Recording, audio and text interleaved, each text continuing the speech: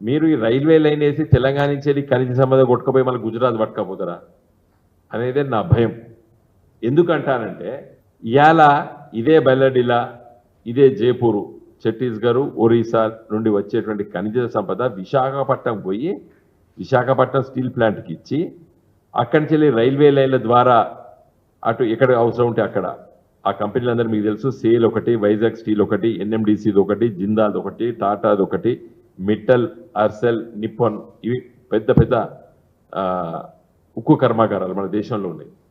మరి వీటికి అక్కడి నుంచి విశాఖపట్నం దగ్గర నుంచి వెళ్ళి పంపిస్తారు.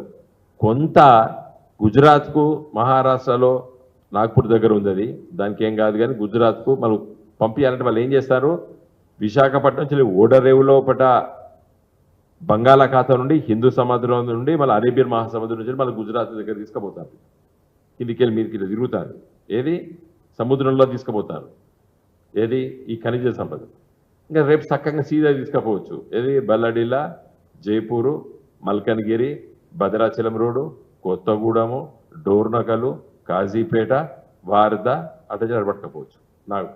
కాబట్టి ఇట్లా కాకుండా మా డిమాండ్ ఏంటంటే ఆంధ్రప్రదేశ్ రాష్ట్ర విభజన చట్టంలో ఉక్కు కర్మాగారం పెడతామని చెప్పి మీరు తెలంగాణలో ఇలా పెట్టాలి. ఎందుకు పెట్టాలో మీకు క్లుప్తంగా వివరిస్తా.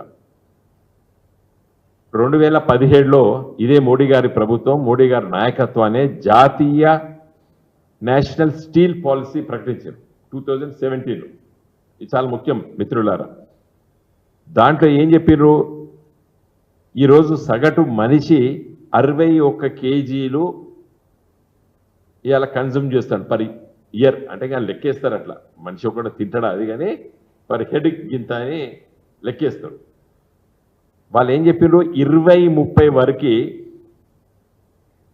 దీన్ని 158 కేజీలు పర్ పర్సన్కు దీన్ని పెంచాలన్నారు. అంటే ఇప్పుడు 61 కేజీలు ఉంటే 158కి పెంచాలని, అంటే దాదాపు 2.5 టైమ్స్ పెరగాలి.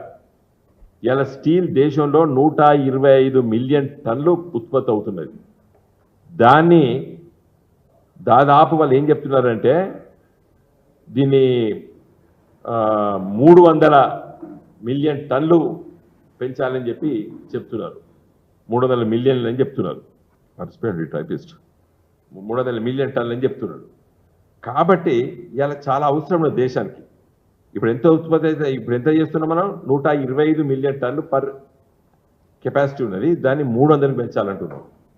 కాబట్టి ఇంత సమీపాన ఉన్నటువంటి ఖనిజ సంపద, తెలంగాణ బయ్యారంలో ఉన్నటువంటి ఖనిజ సంపద నాణ్యతతో లేకున్నప్పటికీ కూడా పెల్లెట్స్ రూపంలో వస్తుంది.